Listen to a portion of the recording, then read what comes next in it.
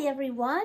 In celebration of the Easter Bunny coming tomorrow, I thought that I would read a book about a bunny. It's not the Easter Bunny, but it's a bunny nonetheless.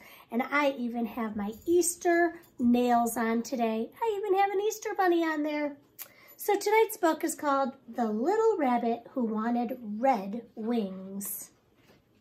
It is written by Carolyn Sherwin Bailey and illustrated by Jacqueline Rogers.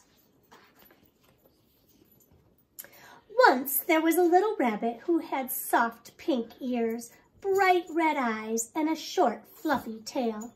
He was such a cute little rabbit, but he wasn't happy. He wanted to be somebody else instead of the nice little rabbit that he was. Whenever Mr. Bushytail, the gray squirrel, passed by, the little rabbit would say to his mommy, "Oh, Mommy, I wish I had long gray tail like Mr. Bushytail's." And whenever Mr. Porcupine passed by, the little rabbit would say to his mommy, "Oh, Mommy, I wish I had a back full of bristles just like Mr. Porcupine's." And whenever Mrs. Puddle Duck passed by in her 2 red flippers, the little rabbit would say to his mommy, "Oh, Mommy, I wish I had a pair of red flippers like Mrs. Puddle Duck's." Old Mr. Groundhog heard the little rabbit wishing. Old Mr. Groundhog was very wise indeed, so he said to the little rabbit, "Why don't you go down to the wishing pond? If you look at yourself in the water and turn around 3 times, your wish will come true."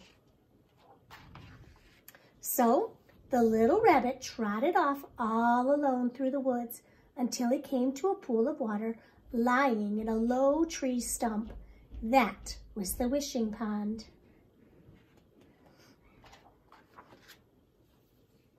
Beside the wishing pond sat a small red bird, drinking happily. As soon as the little rabbit saw him, he began to wish again.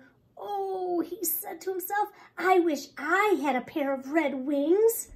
Just then, he looked in the wishing pond and he saw his little face, and then he turned around 3 times and something happened.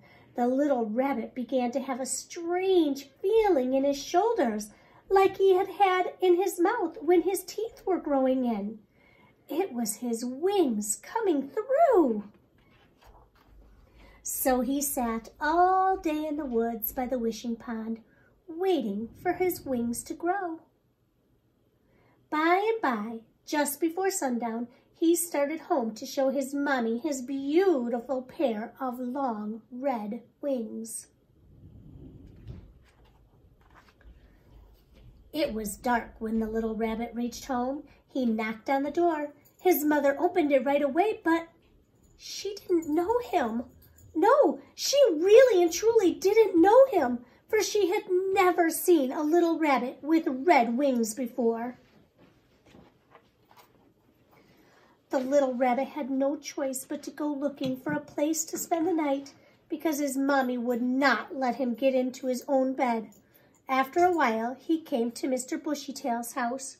The little rabbit rapped on the door and said, "Please, kind Mr. Bushytail, may I sleep in your house all night?" But as soon as Mr. Bushytail saw the strange rabbit, he slammed the door shut. He had never seen a little rabbit with red wings in all his life. The little rabbit went on until he came to Mrs. Puddle Duck's nest down by the marsh. He said, "Please, kind Mrs. Puddle Duck, may I sleep in your nest all night?" But Mrs. Puddle Duck poked her head out of the nest and she said, "No, no, no, go away." For she too had never seen such an odd-looking rabbit in all her life. So the little rabbit went on until he came to old Mr. Groundhog's hole. Wise old Mr. Groundhog recognized him at once and let him spend the night. But the hole had beech nuts spread all over it, and while that pleased old Mr. Groundhog, the beech nuts made the little rabbit very uncomfortable. He had a terrible night. In the morning, the little rabbit decided to try out his wings and fly a little.